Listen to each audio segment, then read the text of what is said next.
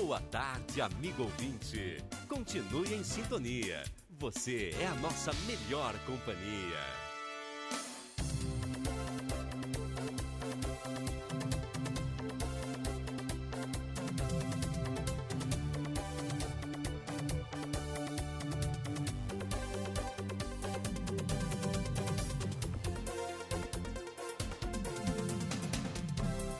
Rádio Universitária, 96,9 FM. Uma realidade da Universidade Federal do Amapá, Unifap.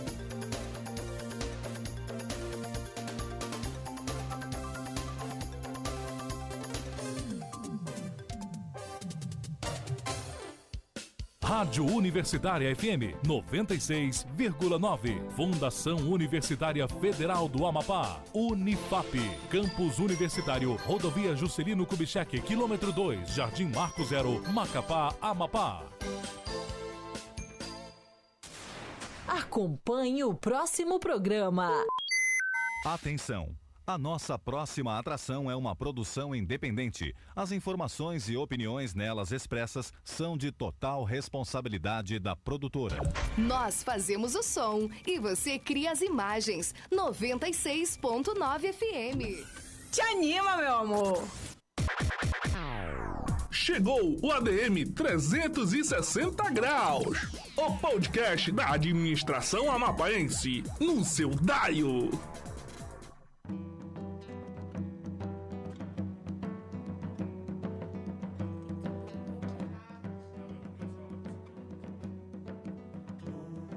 Agora! Olá, olá, olá! Boa tarde, ouvintes da Rádio Universitária. É uma alegria estarmos aqui juntas mais uma edição do podcast ADM 360, um espaço oficial do Conselho Regional de Administração. E hoje, essa bancada é comandada mais uma vez, como toda última quarta-feira do mês, pela Comissão ADM Mulher. E sempre trazendo aí debates, reforçando a equidade, a igualdade, tudo que há de mais atual no protagonismo feminino das mulheres da administração. E o nosso tema de hoje é um tema super importante, Setembro Amarelo. E a gente está aqui com duas especialistas, duas psicólogas, para falar de gestão e saúde mental. Hoje a gente vai conversar sobre qual é o papel da administração e da liderança como instrumentos na prevenção e apoio à saúde emocional, tanto no ambiente de trabalho como na nossa sociedade. Fique conosco até o final, participe, mande a sua pergunta pelas redes sociais do CRA Amapá e acompanhe também pelo nosso canal no YouTube, Podcast ADM 360. E vamos juntos aí bater um papo enriquecedor, é isso mesmo. Meu coração é um jardineiro perdido, procura rosa, um abrigo, essa rosa, branca rosa com louvor. Eu fui o seu namorado, fui um sujeito ocupado com seu amor. Rosa branca, açucena, lelê, case com a moça morena, lelê. Rosa branca, açucena, lelê, case com a moça morena. Rosa branca, açucena, lelê, case com a moça morena, lelê. Rosa branca, açucena, lelê. Setembro Amarelo, esse é o nosso tema de hoje. Saúde mental, gestão e saúde mental. Um mês dedicado aí à campanha do Setembro Amarelo, um movimento que é internacional de prevenção ao suicídio. No Brasil, a campanha ganhou força aí a partir de 2015. Na verdade, acaba sendo aí uma campanha recente no nosso país, coordenada aí pela CVV, o Centro de Valorização da Vida, em parceria com a Associação Brasileira de Psiquiatria e o Conselho Federal de Medicina. A proposta é simples, mas é poderosa, né, gente? É dar visibilidade aí ao tema da saúde mental, quebrar o silêncio em torno dele, por que não falar? A gente tem falado muito sobre isso e às vezes a gente acha que falar sobre o tema acaba divulgando, mas a gente precisa tratar como algo real, algo que está aí entre nós, e quanto mais a gente fala, quanto mais a gente trata, debate sobre isso, torna o tema ainda mais acessível. Eu acho que libera aí para que a gente consiga falar com mais naturalidade. E aí no pós-pandemia, a gente sabe que falar de saúde mental tem sido aí cada vez mais real do que a gente imaginava e do que a gente falava antes. E hoje a gente tem aqui duas convidadas maravilhosas, que são a nossa psicóloga Marciene Lobato, que é psicóloga, especialista agora recente em felicidade no trabalho. Olha só, né? Essa palavra felicidade. Eu adoro felicidade no trabalho, em casa, na rua.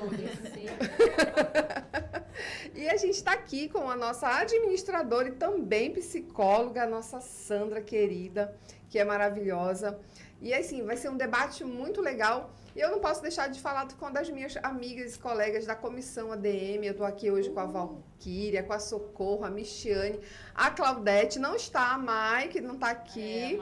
Está fazendo falta aqui hoje para a gente. Um abração para ela. Um abraço para todos os que estão nos ouvindo. Nosso presidente, todas as mulheres da comissão ADM Mulher Brasil afora. Florido, né? Hoje está florido.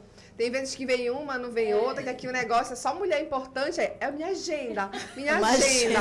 Manda para casar essas mulheres da agenda aqui, essa Socorro e essa Sandra. Meu Deus do céu. Aí sim. Olha, vou te contar. Nós estamos juntos sempre. Mas estamos juntas e, assim, cada uma fazendo e desenvolvendo o seu trabalho como administradora, marcando aí presença nos eventos, tanto no nosso estado como fora aqui do Amapá. E hoje a gente tentou marcar um chá nosso que não deu muito certo, mas eu disse, na nossa bancada a gente vai falar sobre esse tema que é tão importante. E aí a gente trouxe aqui alguns dados e as meninas vão poder também comentar, viu? Fiquem à vontade. Desde 2014 a 2025 houve um crescimento aí expressivo nos afastamentos do trabalho por depressão, ansiedade e reações ao estresse. Em 2025, foram registrados cerca de 472 mil concessões de benefícios previdenciários relacionados à saúde mental. E olha que agora que a gente passou da metade do ano, né? Ainda não fechamos os dados completamente aí do ano de 2025. E aí a gente teve um aumento de 134% comparado ao ano de 2022. Meninas, eu já queria aí que vocês comentassem alguma coisa. Boa tarde, sejam todas bem-vindas. Boa tarde à bancada, boa tarde aos ouvintes, boa tarde a todos, né? Uma grande satisfação estar aqui novamente, compartilhando, né, essa bancada com pessoas maravilhosas. E é um aumento muito expressivo, né? Muito expressivo. A gente pode estar relacionando esse aumento expressivo ao pós-pandemia, né? Houve uma série de perdas, né, irreparáveis, que não foi vivenciado o luto de forma adequada. Muitos familiares não puderam vivenciar essa experiência do luto e isso vem repercutir, né, nos anos seguintes, né? Fora de que todo o contexto, né, mundial vem mudando, né? As questões ambientais, né, os riscos, todas essas questões socioeconômicas, elas impactam diretamente na vida do cidadão, né? Então, isso é explícita justamente no aumento dos números, né? E aí a gente precisa, né, unir esforços, todas as categorias, a administração, a psicologia, né, para ir abraçar esse servidor, esse trabalhador e apresentar para ele uma estratégia de um ambiente mais acolhedor, né? Claro. Para que ele possa abrir um espaço de escuta, né? Para que ele possa falar, para que ele possa ter segurança e pedir ajuda no momento em que a necessidade surge. E aí a gente tem um outro dado aí também, que é o número de suicídios no Brasil, que aumentou 43% em uma década, passando de 9.454 casos em 2010 para 13.523 em 2019. Entre adolescentes de 15 e 19 anos, o aumento foi ainda maior. A gente fala aqui que o boletim epidemiológico de número 55 mostra que o suicídio é uma das principais causas de morte entre adolescentes e jovens. Marciene. Boa tarde, mulheres maravilhosas. Boa tarde, querida. Agradecer o convite e a oportunidade de estar aqui hoje. Parabenizar, né, o Conselho Regional de Administração por essa iniciativa e trazer esse tema também bastante relevante para a sociedade. Eu quero contribuir um pouquinho com a Sandra, onde a gente também precisa estar atento à sociedade que a gente vive hoje. É uma sociedade do desempenho, né, da alta produtividade.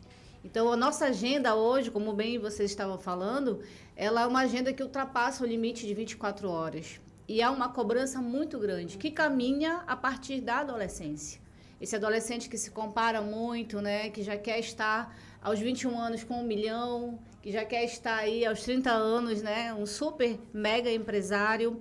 E a gente sabe que não é uma realidade do Brasil. Pode ser uma realidade do estrangeiro, mas não é uma realidade do Brasil.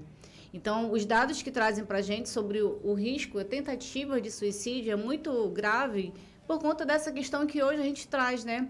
Tem um filósofo que eu gosto muito, Byung-Chul Han, que ele vai trazer uma fala sobre a sociedade do cansaço. Hoje nós somos empresários de nós mesmos. A gente se publica, se divulga o tempo todo, que também é bastante cansativo. E a gente vive ali várias tarefas ao mesmo tempo do dia a dia, não só como trabalhador, mas como mãe, filho, né, esposa, profissional. E isso tudo causa uma sobrecarga muito grande.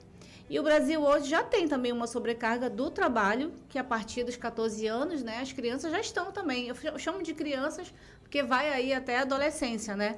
Mas eles já estão também no mercado de trabalho, extremamente cobrados, que já precisam ter uma língua, né, além da materna, a língua inglesa, espanhola, francesa, que já tem que ter inúmeros cursos no seu currículo, né? Eu lembro que, talvez da minha juventude, nossa, a gente aos 14 anos não falava ainda em trabalho de carteira assinada, né? Não tínhamos ainda essa lei do aprendiz. E isso vem mudando também a realidade da juventude, que há uma exigência muito grande dessa elevada capacitação para o mercado de trabalho e que gera, muitas vezes, esses tipos de transtornos mentais aí. Acaba tendo uma pressão, né? Muito e a gente grande, pega a pressão pelo ambiente de trabalho, é o pai que quer que o filho tenha uma profissão e que quer comparar com o filho do amigo e quer que ele seja um destaque, um aluno destaque no seu dia a dia, na escola, e aí o aluno se cobra porque o pai está cobrando, se cobra porque ele tem que ser igual o coleguinha da escola, né? E aí a gente vem com uma série de coisas e mete no meio aí as mídias, a rede social, que impulsiona isso ainda mais. E a gente acaba gerando aí um bolo, uma série de sentimentos que levam ao sentimento da depressão, ao suicídio, e esses automaticamente impactam ao avanço desses números. Tem uma fala que é recorrente dos adolescentes, né? Eu não me acho suficiente. Verdade. Eu não me acho suficiente. Mas para quê? Para os meus pais, eu quero ser mais para eles.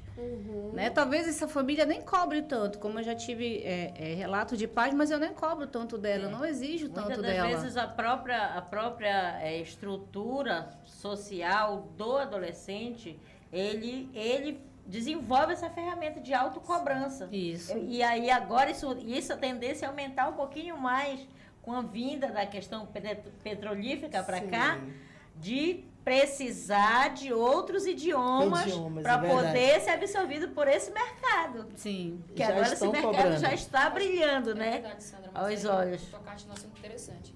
Além disso, questão de habilidade e competência. O jovem hoje ele vai precisar desenvolver outras habilidades e outras competências. Isso também é um choque. A gente trabalha já agora.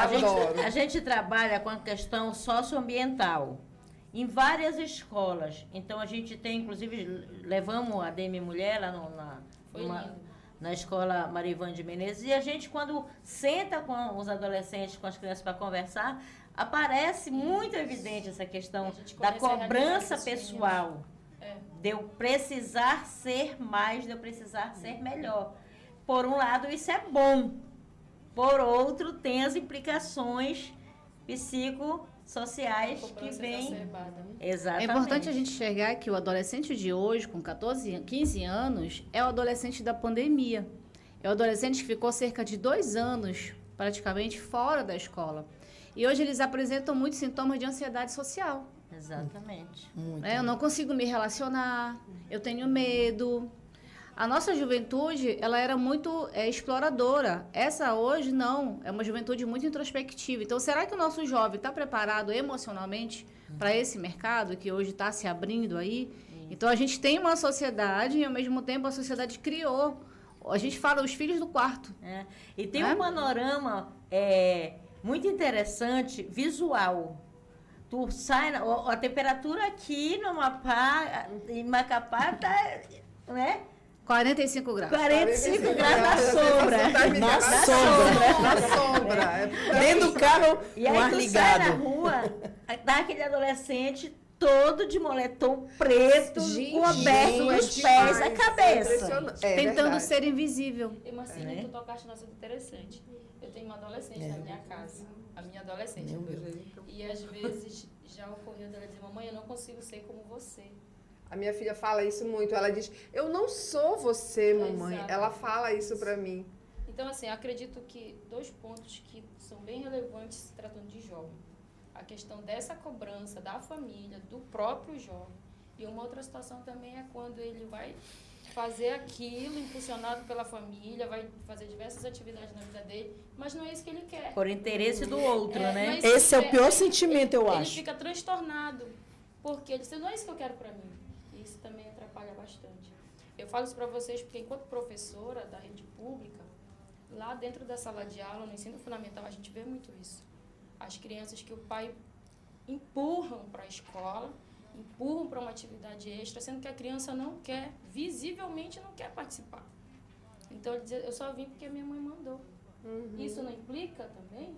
Implica também. Certamente. E é relevante também pensar o que essa criança quer. Falta escuta dentro de casa, né? Falta acolhimento também. Isso. Porque também a gente não pode deixar o adolescente sem fazer nada. Né? concordo. Só na internet, só em casa. Mas para isso a concordo. gente precisa fazer aquela reunião de família. Isso. Né? O que ele Conhecer busca. teu filho, né? Isso, promover ali, quem sabe, uma orientação vocacional, se for o caso, né? Levar lá Então. na Oi? Levar na Sandra, Levar na fazer Sandra, orientação. exatamente. Lá Então, contigo. a gente parte também desse princípio da gente procurar conhecer o que o nosso filho quer. Porque o futuro não é nosso, é dele. Mas Agora- existe um equilíbrio? E como encontrar esse equilíbrio? É porque a gente é mãe de adolescente. Aí aqui, uma lá, uma aqui, outra aqui, ali, a outra. Agora, você imagina aquele público que você falou que estava na época da pandemia, dentro de casa, estão nas faculdades agora. Isso. Aí você imagina, essa fala aí referente, dizendo assim... Hein? O perfil desse acadêmico. O perfil desse acadêmico, assim, porque ele diz assim mesmo, eu não queria muito esse curso. Eu estou fazendo porque o meu pai quer, ou a minha mãe. Porque eu preciso dar continuidade na empresa. Eu queria outra coisa. Às vezes é sucessão, né? Sim. E aí você imagina como é que eles ficam. Eu já vi várias pessoas que no último semestre precisam parar.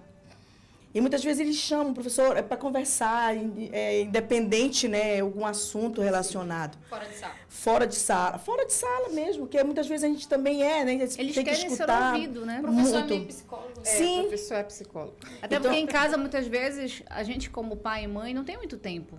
Também é uma correria a nossa vida, também são muitas atribulações, né? Sem tempo. Sem tempo. E a gente acaba também caindo nessa armadilha da falta de tempo, né? Que é uma armadilha tanto para a gente quanto pai e mãe, quanto também para os filhos. Agora, uma coisa que a Valquíria falou ainda agora.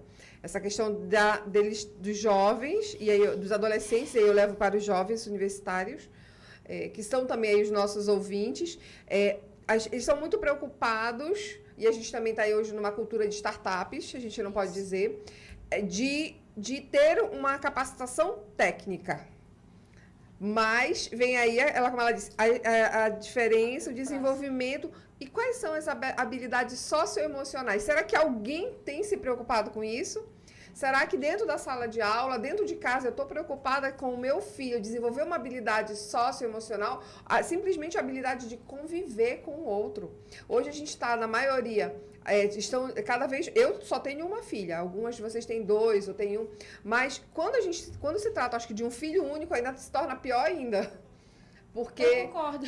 Né? É porque, tipo assim, é tudo em volta deles, é tudo pra eles. Tu pressiona muito aquela cabeça. muito, e aí, assim, eles se sentem cobrados, querem comparar, e às vezes veem a gente, as mães, como uma referência. Exato. E a minha filha, por exemplo, agora, até o semestre passado, o pai queria que ela fizesse medicina. Ela disse, mãe, como é que eu vou fazer medicina? Eu não quero fazer. Eu disse, então vamos fazer um teste vocacional. Fizemos o teste vocacional, deu para o que ela queria fazer, que era engenharia civil. E aí teve outros cursos, eu vou fazer. Então pronto, você vai fazer aquilo que você quer. Porque onde você fizer, independente da profissão que você faça, você vai ser bem sucedida. E aí, quando foi agora recente, ela disse assim, mãe, se eu desistir de fazer engenharia civil e quiser fazer fisioterapia, olha o pulo. Não acredito. Foi. Aí ela disse, você vai me apoiar? Olha a pergunta.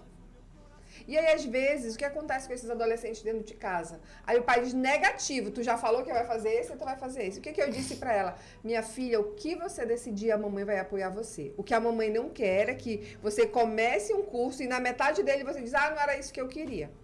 Porque se você... Eu falei, até brinquei com ela, porque se você fizer, você vai terminar esse e vai começar o outro paralelo. Aí, beleza, a mamãe concorda. Mas, fora isso... Então, assim, a gente precisa dar esse apoio ao adolescente, fazer essa escuta. Tu já pensou? Se eu dissesse, não, você não vai fazer o que eu quero. Ele precisa também ter autorresponsabilidade, Sim. né? De entender que existe uma causa e consequências das suas escolhas. Exatamente. Porque quando você escolhe para ele, você também impede ele de viver a frustração ou a alegria. Então, acaba sendo mais fácil, né? Já pensou? Eu queria comer sorvete, mas deu errado. Então, a gente precisa ter cuidado também de favorecer que sejam as nossas escolhas, mas também a dele, para ele entender que existem causas e consequências. É isso mesmo. E a gente vai voltar a falar sobre causas e consequências e gêneros também, a proporção entre homens e mulheres no próximo bloco. Fica com a gente.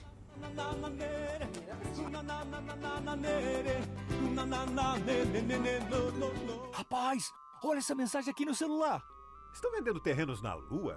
Ah, amigo, mas quem foi que te disse isso? Não sei, foi meu primo que tem um amigo que é corretor que me mandou. Não, gente, não. Não é nada disso. É uma notícia falsa das redes sociais. Ah, e por que você acha que sabe mais que um corretor? Porque eu ouvi no rádio. Para quem busca informação, mas não abre mão da verdade. Rádio, é só ligar.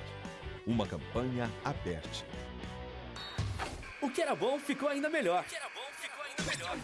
Agora você pode escutar a 96.9 FM de qualquer parte do mundo. É simples, é só baixar no Play Store do seu celular Rádio Unifap 96.9 FM. Também estamos no YouTube. TV Unifap, transmitindo lives do estúdio Hélio Penafor. É a 96.9, mais perto de você.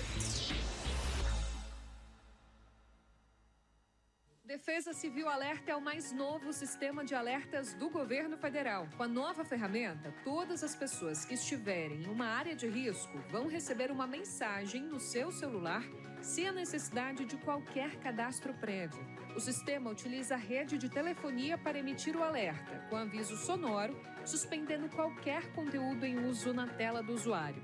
O alerta também vai funcionar nos celulares em modo silencioso. A tecnologia inédita no Brasil foi desenvolvida em conjunto pelos Ministérios das Comunicações e da Integração e do Desenvolvimento Regional. Ela vai proporcionar maior segurança, alertando a comunidade, tanto aqueles que moram na região e visitantes, inclusive estrangeiros que estão no local, prevenindo assim maiores danos, sejam eles físicos ou financeiros. E lembre-se, em caso de emergências, ligue para a Defesa Civil 199 ou para o Corpo de Bombeiros 193. Ei, qual o teu plano para o sábado à tarde?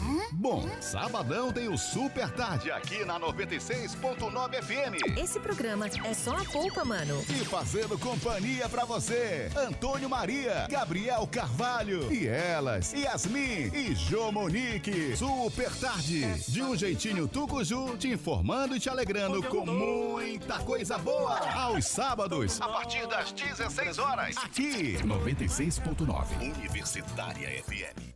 A mais ouvida, a que mais toca. A sua rádio.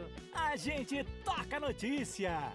Tantas frases, tantas campanhas, todas tão perfeitas para demonstrar tudo o que fazemos, tudo o que o rádio é. Rádio é informação com credibilidade, música, cultura, esporte e diversão. Em qualquer plataforma. Rádio, é só ligar. Uma campanha aberta. Às 15 horas, de segunda a quinta, tem seu Rádio Jornal É o Radar. A dor não é anônima, possui rosto, identidade e uma história de vida. O sofrimento é individual, mas todos podemos ajudar estando atentos e apoiando quem precisa.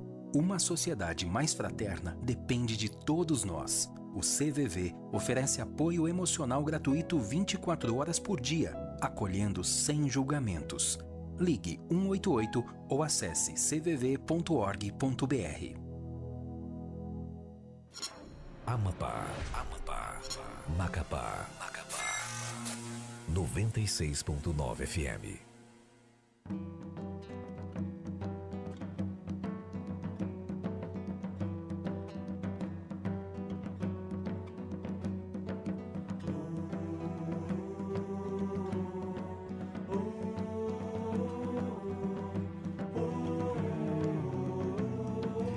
Boa tarde, estamos mais uma tarde aqui com vocês no ADM 360, o programa oficial do Conselho de Administração do Amapá. E estamos aqui com duas convidadas especiais, com a psicóloga Marciene Lobato, educadora, consultora, especialista em felicidade no trabalho, e com a Sandra Torrinha, administradora, psicóloga, membro da Comissão ADM Mulher. E nós agradecemos mais uma vez por essas mulheres aqui e, claro, com a nossa Comissão ADM Mulher, que está aqui toda nessa bancada. A gente trouxe mais um dado aí, continuando, a gente está falando hoje sobre gestão e saúde mental, o papel da liderança e da administração no apoio à saúde mental no trabalho e também na nossa sociedade. O Brasil ele tem aí enfrentado um aumento nos casos de transtornos mentais e elevação do absenteísmo e dos afastamentos do trabalho. Estressores como sobrecarga de trabalho, metas inalcançáveis, isolamento, crises pessoais e falta de apoio institucional são alguns dos fatores que agravam a saúde mental no trabalho. E é sobre isso que a gente está aqui com essas duas feras, com essas duas psicólogas, para falar um pouquinho para a gente aí sobre esse tema. Então, meninas, como identificar sinais de transtornos emocionais nas nossas equipes? A gente está aqui com várias administradoras que ocupam cargos aí tanto na iniciativa pública quanto na iniciativa privada. Então, como que a gente pode identificar esses transtornos de sofrimento emocional em alguém na nossa equipe, que é tão comum? Vamos lá, a gente pode pensar na produtividade, que vai baixando, né? Os índices também de afastamento, os atestados que vão chegando ali no RH, né? As faltas sem justificativas também, acho que são dados importantes para a gente conseguir mensurar na administração, para a gente conseguir avaliar. E o gestor também tem que estar muito perto, né? Porque é mudança brusca de comportamento. Tatiana, uma super profissional, e de repente eu percebo que ela começa a se ausentar um pouquinho, vejo ela um pouco mais isolada também da equipe. Então, são pequenas mudanças que a gente consegue perceber aí ao longo das atividades no trabalho, que é possível a gente notar, assim, que esses sinais aí de adoecimento mental.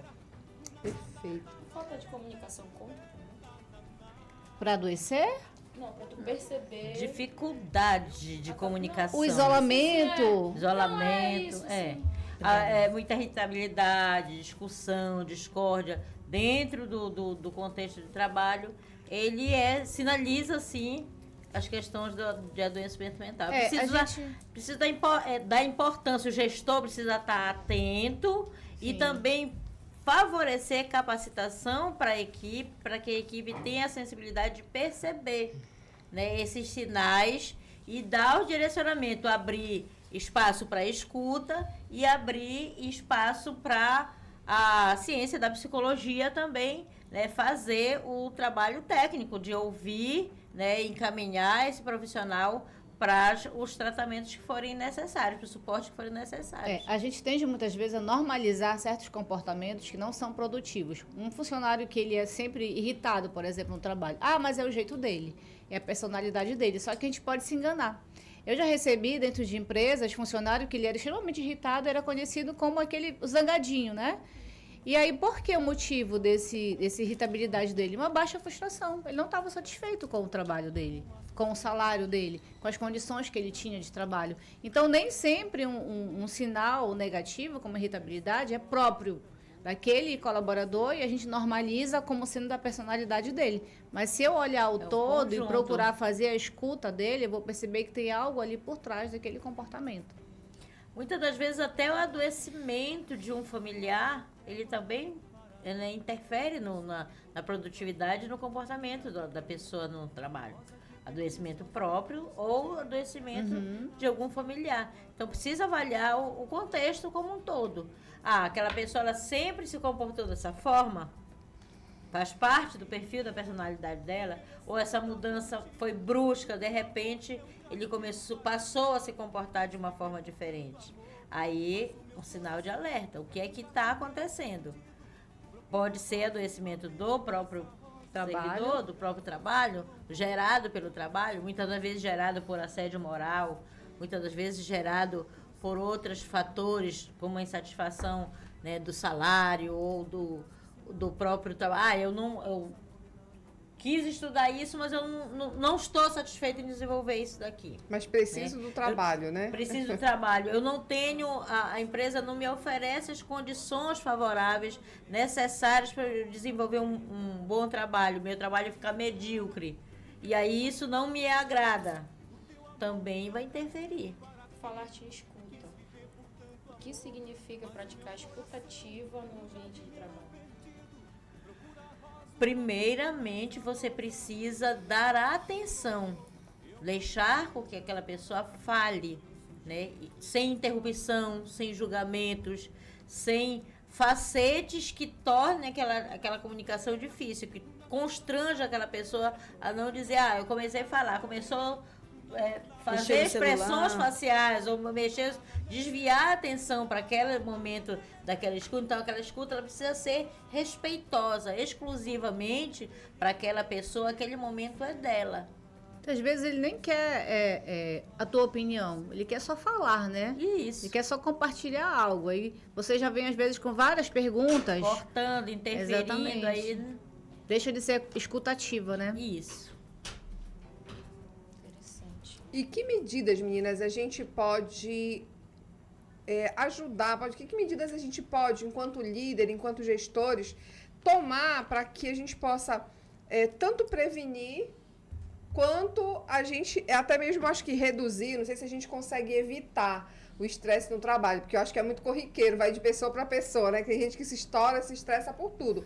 Mas a gente sabe que às vezes um pequeno estresse, às vezes é uma condição para que a pessoa, de repente, ela está se sentindo coagida. É um assédio moral que está acontecendo. Então, a gente falou tem a escuta ativa, mas de que maneira que nós, enquanto líderes, podemos tomar medidas a fim de tentar sanar ou diminuir aí esse estresse no ambiente de trabalho? Eu acredito que a maior ferramenta que a empresa tem hoje é a pesquisa de clima organizacional. Se for realmente uma pesquisa, né, que você busca trazer dali algum resultado. Então, a partir dali, da escuta desse colaborador, porque a gente precisa abrir espaço para ele. A pesquisa, ela faz isso. Eu consigo ter uma noção do que eu consigo fazer para prevenção e também para tratamento. Só levar o psicólogo, por exemplo, para cuidar da saúde mental, isso é pós. Mas eu preciso prevenir também. Eu acho que treinar esses líderes, principalmente para eles reconhecerem esses sinais, esses sintomas, fazer essa acolhida dessa equipe, desse colaborador, né? Trabalhar também isso de uma forma massificada dentro da empresa, falar da saúde mental para todos, não para um determinado grupo. Valorizar as pausas, período de férias, porque muitas vezes a empresa incentiva o colaborador a não tirar férias. A vender, né? A vender as férias dele, a pausa dele no trabalho. Que tal a gente promover ali um 15 minutos, uma ginástica laboral, um momento de meditação, né? Atividades externas também, campanhas de saúde externas, caminhadas, corridas, porque tudo isso também envolve saúde mental, né? Atividade física também envolve. Então, a gente trazer a empresa como uma comunidade, para a gente conseguir ter um resultado completo. Mas eu preciso antes ouvir o meu colaborador, né? Sim, o termômetro, a pesquisa de clima é o termômetro, né? A gente conseguir fazer uma intervenção. Uma coisa bem interessante que você falou, né? Essa questão da pesquisa de clima organizacional. Isso aqui nós, como administradoras, conhecemos muito bem a importância disso. E eu aplico pesquisa já a algumas empresas grandes aqui no estado, e a gente vê o quanto que é importante essa pesquisa, realizar essa pesquisa. Infelizmente, não são todas as empresas que realizam, mas o quanto que é importante, quando aquilo serve como um balizador para as empresas tomar tomada de decisão em relação ao que eu vou fazer. para melhorar a satisfação do meu colaborador dentro da organização a partir daquilo que ele está sentindo, a partir daquilo que ele está me dizendo dentro de uma pesquisa. Eu já encontrei casos em que os colaboradores em massa falavam assim, se fala muito de campanha aqui contra assédio moral, mas não existem medidas para que isso não aconteça. Não existe um programa para que isso. Aí, aquilo acendeu um alerta, imediatamente a empresa foi lá e tomou a frente e fez um programa de escuta, né, de realmente num ambiente acessível, agradável, para que a pessoa que estivesse passando, e foram vários colaboradores, sobre o mesmo tema. Nós conversamos sobre isso, tu lembra? Numa Sim, reunião tua, inclusive, verdade. que as empresas agora já estão criando espaços. Com uma poltrona confortável, exatamente, uma água, um espaço onde não tenha barulho, que o colaborador possa sentar ali uns 15 minutos, dar uma pausa. Se quiser conversar com alguém, com o próprio psicólogo, ele pode solicitar. Sim. Nós falávamos sobre isso no Encontro. Mas ele precisa, para fazer isso, ele tem que ter segurança. Tem né? que ter segurança psicológica. Isso. Eu não tenho muito recurso para fazer um canal, por exemplo, na minha empresa. Posso fazer uma caixinha. Mas será que o meu colaborador, ele se sente seguro para deixar lá a opinião dele, né? Naquela caixinha do assédio? Exatamente. Porque se não tiver segurança psicológica... Pode ter repressão depois, né? É um medo. É um medo. Eu preciso do meu emprego, então não vou falar nada. É verdade. Então, muitas vezes é um medo também. A gente tem que até pensar, né, nessa forma. Porque muitas vezes tem pesquisas que eles pedem para colocar nomes. Aí, como é que vai dar certo? O que acontece? Eu, inclusive, na minha conversa com os meus clientes, essa é uma das minhas condições. É não colocar nome, é fazer anônimo. Porque a gente consegue colher um resultado muito mais fidedigno à realidade da empresa. Então, a gente não coleta com nomes. E, principalmente, o contato com as empresas que eu já faço, o contato deles para falar sobre a pesquisa não é com o RH, é comigo. Não é com a pessoa do RH que está ali. Então, quem é que entra falando com eles? É a Tatiana. Eu chego na empresa, eu apresento a pesquisa, o que vai ser, como vai ser. Um consultor externo, né? É um consultor externo. Por quê? Porque eles acham que, se eles falarem para o RH vai falar, o diretor vai falar. Então, isso é muito importante para a gente realmente aplicar o instrumento de forma correta, para que a gente realmente consiga os resultados de forma correta. E aí, falando nessa parte dessa questão de ter espaços acolhedores, né? Como é que você falou? A segurança emocional. E aí vem a NR1, né? Trazendo sobre essa importância da saúde mental dentro essa atenção à saúde mental dos colaboradores. Eu vi que você fez também uma formação, você já está aí por dentro de tudo isso. E como é que está funcionando dentro do nosso estado? Como é que ficou a NR1 aí dentro das organizações? Porque ficou uma discussão, né? É obrigatório, não é? Né? É obrigatório, não é? Vai se estender mais um prazo para que as empresas se ajustem. A multa. Aí todo mundo correu porque tinha a tal da multa. Mas será que estavam realmente pensando nos colaboradores? E a gente sabe que isso é tão necessário, a gente tem que passar. Hoje a gente está no setembro amarelo. Daqui a pouco chega o janeiro branco. E aí a gente ouve dos colaboradores essa fala. Só falam de saúde mental em setembro e janeiro. Depois a empresa some, ninguém fala mais nada. E eu estou aqui estressado, adoecido e ninguém está nem aí. Como é que tá isso? Com a NR1 falamos de janeiro a maio. Aí cancelou a NR1, né? Voltamos a falar em setembro. Cores, né? Nas cores, os meses têm cores, exatamente. A NR1 é uma referência técnica, né? Que ela vem normatizar algumas questões que devem ser direcionadas. Salvo engano, ela entrou em vigor em maio, né? Então está recente, as empresas ainda estão acredito, né? Quero acreditar que estejam se adequando ainda para estruturar a questão da NR1. Vai chegar um momento que vai ser cobrado. Sim. Porque é uma orientação que a ser seguida, né? Então, precisa as empresas estarem adequando a necessidade do mercado, né? Que essas normas sejam cumpridas, que a saúde mental do trabalhador seja levada a sério, né? E que com o tempo a tendência é realmente as pessoas aderirem. Não tem Eu como você acredito deixar de que aderir. a norma ela veio muito para o governo compartilhar as responsabilidades. Porque quando o colaborador ele se ausenta e adoece, quem se responsabiliza? O INSS. Mas quem adoeceu? A empresa. Então, a gente precisa compartilhar essa responsabilidade. E aí, acho que a proposta dessa norma é exatamente isso. A empresa ter consciência de que ela também é responsável por esse adoecimento do trabalhador. Não só, a partir daqui não é mais minha responsabilidade, fica aí no INSS, né? E a empresa está lá, já contrata outro no lugar e assim vai. Então, precisa ter um olhar mais específico. A gente tinha já o olhar da saúde mental, mas não é levado a sério. Sempre coloca a saúde física em primeiro lugar, para depois falar da saúde mental. Por quê? Preconceito, mito, né? Falta de informação também, eu acredito muito nisso. Né? E a norma ela vem para garantir que o colaborador ele seja mais olhado diante dessa necessidade. A gente viu que os aumentos aí são muitos. Burnout é muito fácil hoje as pessoas conseguirem até identificar elas mesmas. Eu digo, acho que eu estou com burnout. Mas ninguém falava em burnout, eu acho, até 2024. Era algo muito distante isso, né? Mas a gente falava em ansiedade. Então, acho que a norma vem para trazer essa realidade de que nós podemos adoecer no trabalho e de que nós também, como empresas, somos responsáveis por esse adoecimento. Tem uma pergunta para ti do nosso conselheiro Aziel Silva. Ele pergunta o seguinte: sobre a nossa temática de hoje, qual é a legislação que dá amparo legal? Para nós, enquanto administradores, acredito que seja nessa... A norma, né? É. A NR1. Então, tá aí, Oziel. NR1, pode ir lá pesquisar. Fala que foi... riscos psicossociais. Ela chegou em setembro do ano passado, mas somente dia 26 de maio que ela foi implantada. Mas ainda não está sendo cobrada pelo Ministério do Trabalho. Esse questionamento dele. Ainda não está sendo cobrada, a partir só de, acho que é novembro. Salvo engano, a partir de novembro que ela vai começar a ser cobrada.